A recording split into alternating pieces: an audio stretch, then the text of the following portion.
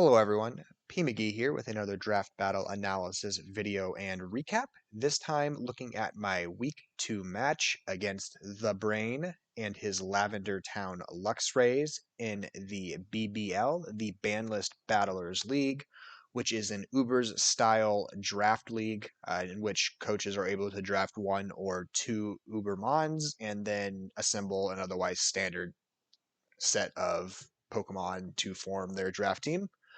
I was able to get a victory in my week 1 performance pretty much entirely on the performance of my Zygarde Complete after he was able to set up behind a substitute and endure some ice punches from the Buzzwole and eventually was able to feint that and the rest of the team thanks to all of the coil boosts. So I'm looking to continue my strong start, move to 2-0, and then utilize some of my other team members who did not do as much in week 1, namely Genesect, who got a terrible low roll on turn 1 and was immediately fainted. And so I'm hoping to get better utility out of him this week. But before we get into this match, we're going to take a look at the team they had available to them and then the pieces I brought to best address that. So they have what is very clearly a team with two very scary speed forms. They either go super fast with pieces like Spectrier, Mega Sceptile, Keldeo, Thunderous Therian, or even Landorus Therian if you toss a scarf on it, or they're going to go hard Trick Room with pieces like Calyrex, Ice Rider, Slowking, which can very easily set the Trick Room and then teleport out. Melmetal, who just really enjoys that Trick Room. Colossal, who can do a couple of things that are pretty scary. You can just treat it like a basic rock setter or spike setter, but it has the ability to steamroll if you want to go for like a steam engine set, or just give it specs and play in Trick Room because it has a decent enough special attack, and then that very low speed set can be used to your advantage. So a lot of scary pieces they have to work with. A lot of wall breakers on the physical side. So looking at things like Calyrex, Ice Rider, Landorus Therian, Melmetal, things that make me very, very scared of their ability to just break through me and tear me apart. But if you look at this team, and something you will notice, and I'm going to prep a lot of my team prep around, is they don't have a lot of protection from toxic. Their one answer to avoiding toxics are Melmetal. And so if I can force Melmetal into bad situations or feint it early, the team is very, very vulnerable to being toxic stalled. Just because Trick Room can be a slow setup because they have to set it and then pivot into something else a lot of the time, especially if it's Slowking. And so if I can shut that down or keep them moving around too much while slapped with toxics, then the team will start to fall apart and wear down. I'm very wary of the Colossal they brought in week 1 just because it did a lot of hazard setting, and I'm not going to be relying on my hazard setting or hazard removal so much in this match, and I can't really counter back with my hazards. The only natural hazard setting option I have is rocks on Necrozma, so I can't go and match that, and they're pretty reliably able to not even account for my rock setting week to week because it's not something I can easily toss up. So things like Calyrex aren't necessarily locked into carrying things like heavy duty boots just because I can't reliably get those up most weeks. So that was some of my considerations when looking at their team, was that I needed to be able to address both speed and Trick Room and then be able to try to slap some toxics on this team because I think it falls apart if things get toxic. I don't see any good aromatherapy options on there. I don't see any rest sets coming in. I don't see a lot of Lumberry in play. And so if I can put the Melmetal in a bad spot where it can't absorb those toxics, then the team is overall in a really good spot to kind of take control. And so it's a brief little reminder of what I had available to me. Zygarde Complete and Genesect is my Ubers. Again, Zygarde Complete, very happy with him. Overall, though, with my team, I'm not too fond of it. I don't think it synergizes super well. There's a couple of modes I need to figure out how to make work simultaneously because I have a very good uh, psychic terrain mode with the Halucha, the Indeedee, the Blacephalon, even the Necrozma can all mesh really well in that psychic terrain, but I haven't found a way yet to make that vibe in a match and make that work well with the Zygarde and the Genesect. But I'm very hopeful to make that happen soon. A couple of low tier options I'm not expecting a lot out of, namely Rotom Frost, who I just tend to not use very well. Smeargle may have a performance yet to come where he can be of some utility, but week to week not very reliable. And then, of course, Pyukumuku, who is always going to be on a lot of my draft teams. And in this particular matchup, you will see that he has a lot of good things he can do. So looking at the team build option I went with, Like I said before, he does not handle toxic well, and so his only answer to that being Melmetal. So Zygarde's in a really good position to spam toxics against this team. I have substitute and leftovers. If I can get behind a sub and protect my leftovers, then I can really start toxic spamming and protecting. Not Zygarde. Melmetal doesn't like coming in on Zygarde because it doesn't want those 1,000 arrows. It's afraid of coil sets. Once my complete form is activated, it takes both double iron bashes to break a substitute, so he can't break a sub and do damage same turn once that happens. And then protect just to give me an extra turn of toxic stall. So pretty bulky overall. Not really looking to do so much damage with 1,000 arrows. Just mainly looking to click toxic and protect and substitute if possible. The Genesect, again, running a Choice Scarf, pretty similar set to last time. U-turn for pivot if I didn't get the boost I wanted or I don't like the situation in front of me. And then Flamethrower, Ice Beam, Energy Ball just hits a lot of his team for super effective damage. I'm forced into going for the 310 overall speed. I believe that's yeah, that outspeed Landorus. So I'm always faster than Landorus, Scarf or not. And then otherwise the rest in special attack and attack to just do maximum amounts of damage every time it hits the field. The Obstagoon just has a solid matchup overall, needs to be a soft answer to Spectrier. I'm very wary of the fact that Spectrier is probably carrying double kick for this Obstagoon. I've run into Spectriers before in which I only have a dark normal type to address it, and so running double kick is just a really easy way to do massive amounts of damage to something that should be a check. My expectation is that if it does have the double kick set, it's probably in a position to hit KO me, so Obstagoon is not a safe switch in on that. Speed again to outspeed the Landorus, and then Ice Punch to one hit KO it, knock off because it hits everything else for pretty good damage. Parting Shot to pivot around, and then Switcheroo if I like my situation again, let's like a Melmetal or the Calyrex Ice Rider, if I can just slap it with a burn, I'd rather do that than go for knockoff. Knockoff makes me concerned for a Calyrex if it has like a weakness policy, and knockoff's just not going to do a lot to the Melmetal. But if I can burn either of them, I've entirely limited their potency for the match, so I like that potential. The Blacephalon with the Expert Belt, I think I debated between Expert Belt and the Heavy Duty Boots just in case the Colossal became a problem, ultimately going with Expert Belt. Going for the Flame Charge sweep set, so basically flame charging something that's weak to pick up a KO and then just trying to sweep with Flamethrower, Shadow Ball, and Psyshock from there. Decent overall strategy, I think. Just looking to execute it properly. Again, the speed investment is to outspeed 332, is to outspeed the Keldeo. And so I think Keldeo, especially after a +1 boost, is very vulnerable to dying to Psyshock. So I'll see if I can take advantage of that. Otherwise, maximum special attack just to do as much damage as possible. Pyukumuku, good old Larry, running the Rocky Helmet to really keep Melmetal in check. If it's not a subset or it's not a protective pad set, then it's just very, very vulnerable to Pyukumuku. Toxic Counter, Mirror Coat, Recover. Pretty standard set. Maximum defensive spread just to handle a lot of those physical defensive or physical attacking options like Landorus, like the Calyrex Ice Rider, like the Melmetal. So just trying to be as best of a buffer there as possible. And then finally, Florges. I was not able to slap defog on it because I was not in a good position to deal with status if he decides to status the Pyukumuku. Because if it's a subset Melmetal that slaps Toxic onto, or subset Melmetal that slaps Toxic onto Pyukumuku, then Pyukumuku just falls apart as my defensive answer to that. And so I just needed to have a way to make sure I could get rid of that status if it came on me, because I could probably pivot around a sub Melmetal once or twice, but eventually it starts to break me if I'm getting slapped with too many Toxics. And so I just needed a way to cure that if it showed up. Otherwise, pretty much maximum special defense. A little bit of attack investment. I believe it was to get it within roll range for Keldeo. I can't remember the exacts for that calc right now.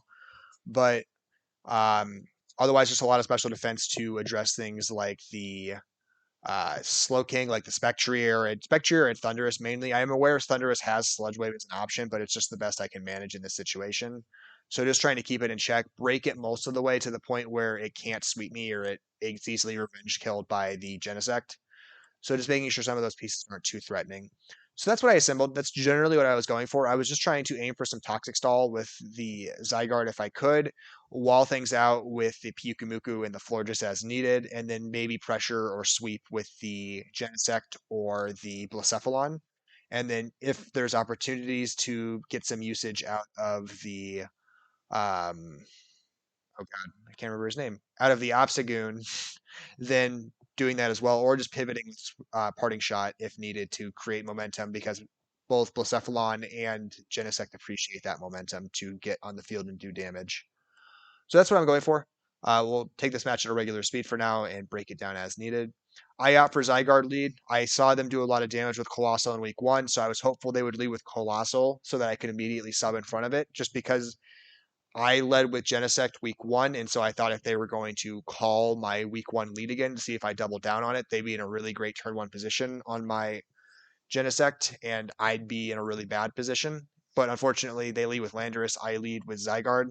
I'm going to make a mistake on this turn one. This game's going to be riddled, from my point of view, with lots of little mistakes I keep making that are unnecessary and hinder my game, but don't destroy it. And so it takes away what should be really heavy advantages and then only turns them into minor advantages or just neutral play overall. So on turn one, when I'm leading against this Landorus, I know it's probably going to click knockoff, and I just don't have a great knockoff absorber.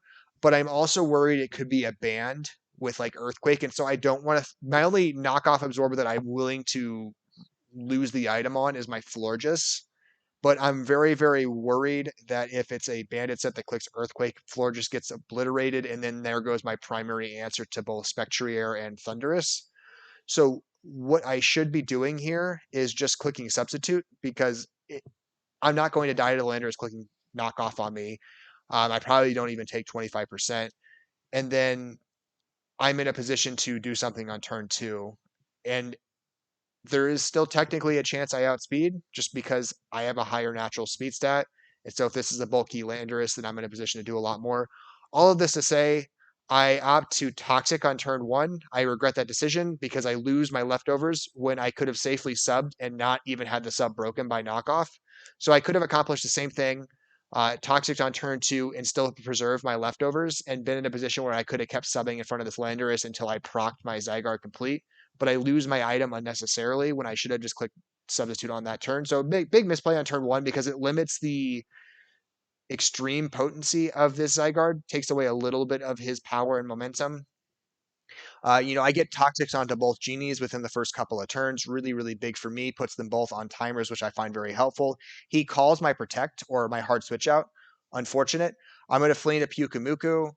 Uses Grass Knot, which does nothing to Pyukumuku. And the good thing about Grass Knot even is that even though it's a special move, it makes physical contact, so it still gets damaged by my Rocky Helmet, which just brings its health down all that bit more. So I'm in a really big conundrum here. I don't want to get this turn wrong. It's really a 50-50 guess. I can go into Zygarde on the expectation of Thunderbolt, but it seems very obvious that's what I would do, is just flee to Zygarde because that's the safe call on a Thunderbolt. Or if he Grass Knots on the Zygarde, I'm just in immense trouble. That's going to take a massive amounts of damage. I could flee again into Florges, but I don't like my ability to address that Spectrier in the match yet, and I don't want Florges to take too much damage. And so ultimately, I decided to stay with Pyukumuku. I very fortunately get a really, really low roll, and the Pyukumuku does not get KO'd there. The odds were not in my favor to survive that Thunderbolt, so I'm very fortunate to have lived it. I recover on the expected attack just because I wanted to scout what it was. It flees out.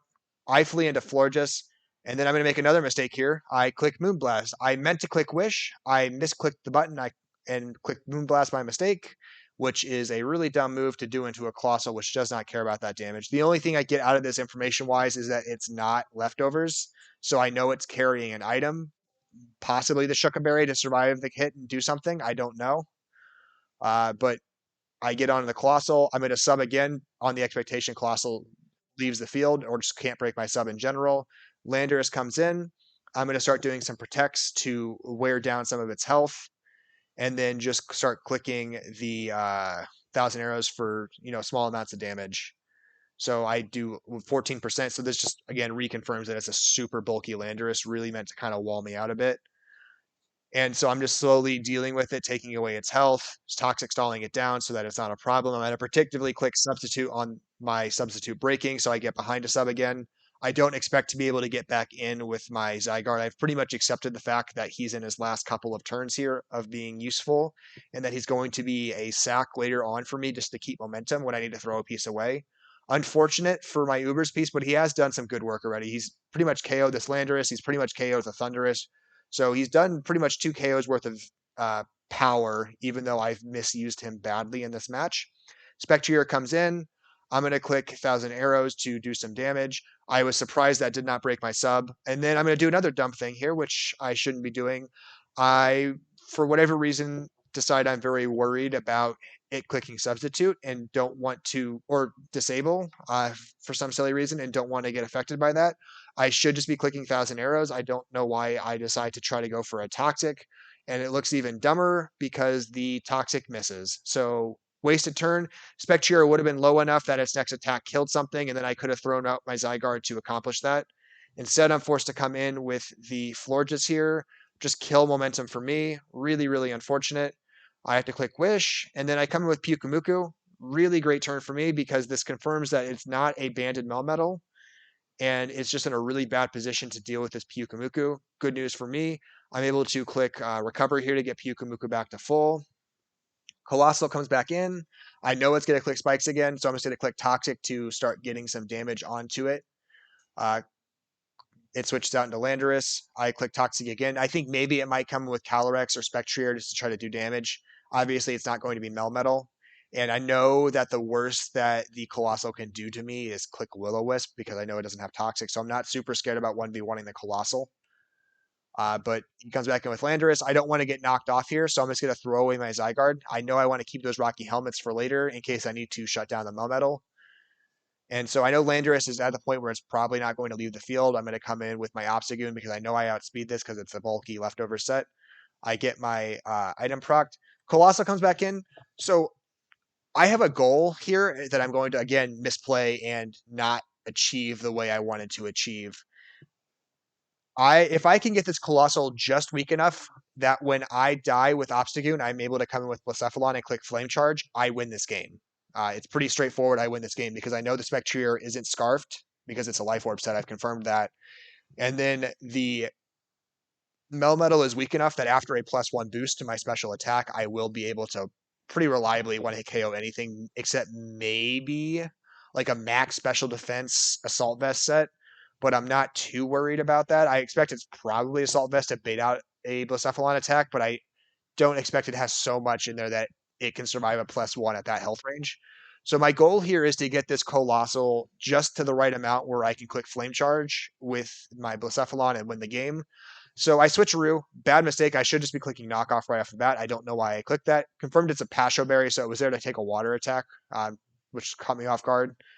I take away its item that I just gave it, and so I should be doing nothing here. So it's going to take, I'll make it play a little more. It's going to take 18% from this next attack, which is going to leave it at 5%. My Blacephalon is not a negative nature attack stat. It's like a naive nature or a hasty nature. So it's got like a 320 in its attack stat. I think a Flame Charge, even though it's a quarter damage, still can do 5%. I should just be clicking anything but an attack. So Switcheroo is the move I should be clicking here again. That's 100% the play I should be making right now. Instead, I click Ice Punch. I do too much damage. And then because I do too much damage, it dies to poison. I die to burn. I lose my window with Blacephalon. Really, really unfortunate. He comes in with Melmetal. I click Flamethrower. It survives by 13% because it is definitely an AV set. And then Blacephalon's got to get one hit KO'd here. So I had a chance to win right there if I had played that right. I drastically misplayed that scenario, and then I cost myself a ton of momentum. It's not the worst scenario because I know when he kills Blacephalon here, I have a really, really free window to come in with Genesect because I know his special defense stat is going to be lower than his defense stat. It's just impossible pretty much for Melmetal to have a higher special defense stat. And so I'm going to get that download boost to my special attack, which just makes my Flamethrower really, really scary to his team. I don't expect that it can one-hit KO the Calyrex Ice Rider, but it'll do enough damage still. And then Spectrier comes in just because I don't think it knows I'm Scarf yet, and it wants to try to do some damage to me. He finds out that I'm Scarfed. Really, really unfortunate for him. I get Flamethrower. It does not one-hit KO. Activates Weakness Policy. Not super scary on paper, although Calyrex has access to the move Seed Bomb, and Seed Bomb after that 25% damage from the spikes probably is in range to kill the Pyukumuku. I need to double check the calcs on that. It may have required him to be Life Orb, and because he's not Life Orb, I might be in a window to survive that. I'm not positive. I'm going to throw away Florges here because Florges is just useless, and I'd rather keep Genesect to be able to bait out extreme speed or fake extreme speed, even though I'm not carrying it. I feel like there could be some usage for that. I come with Pyukumuku because that's my only true answer, and I'm going to click counter because that's my only true option. And then he does not have the seed bomb. Really, really unfortunate for me. And based off the damage, I believe it was I lost 33%, and close combat's a 120 attack stat. Seed bomb would have come in as a 160. I don't think I die to that unless he crits. So I probably would have survived that seed bomb if he had clicked it, if he had it. But fortunately for me, he doesn't, and all he can use is close combat. Pyukumuku was able to sit there and wall that out and KO back with counter. So all in all, I misplayed quite a few times in that game. I had so much better momentum to work with if I had been playing it right. Zygarde could have subbed freely on turn one and just been pressuring extremely with the Toxic Stall because I can keep clicking substitute on lots of things because eventually I activate my complete form and I'm even bulkier. So I should have been playing that smarter. I had a position to win with the Blacephalon towards the end there that I misplayed, where he could have swept and done a lot of damage. I don't use the Obstagoon fully right. I misclick on Moonblast on my Florges. All in all, I made quite a few mistakes in this game. I'm very fortunate to have been able to walk out with a victory. I still think my team had a better ability to handle a lot of his pressure, just because he has a hard time breaking Pyukumuku unless he has orbs or bands on some of his mons. And then he's just very, very prone to Zygarde with the Toxic Stall because he doesn't have a safe mon to bring in on Thousand Arrows. And so he's just really vulnerable to that. And I did use that to my advantage. But I moved to 2-0, positive six differential. Definitely very content with how the season is starting, considering my opinions of my team post draft. I'm finding some decent synergy in some of my pieces. I'm getting good utility out of Pyukumuku again in this format. I always find Pyukumuku to be a problematic mon for people to deal with in draft, especially if I have good protection from Toxic, which I do with both my Genesect and my Mega Venusaur, as well as a very reliable aromatherapy user in the Florges, and also an option with the Obstagoon if I'm already burnt to absorb Toxics as well. So I am able to kind of keep him pretty safe on this team, which was a goal. If I'm going to pick up Yukumuku, I want to make sure he's protected well for him status, and that I have the right pieces to pressure with, so I'm not too passive and very prone to setup. And so all in all, I'm very happy with that aspect of this team and how it's meshing around him. I don't think all my pieces mesh fully well together yet, and I don't know how to use some of them well. I still haven't brought Halucha, and I know opponents prep heavily to deal with Haluchas, and I just haven't brought it yet because I haven't figured out how to use it effectively for my game plans yet. But I'll see if I can make him useful as the season goes on and find a way to get that psychic terrain mode more relevant on my team. But yeah, 2-0. Next week I play Almighty Savage, looking to go 3-0. That should be an interesting match to go over. But yeah, that's all for now. Stay tuned for more videos.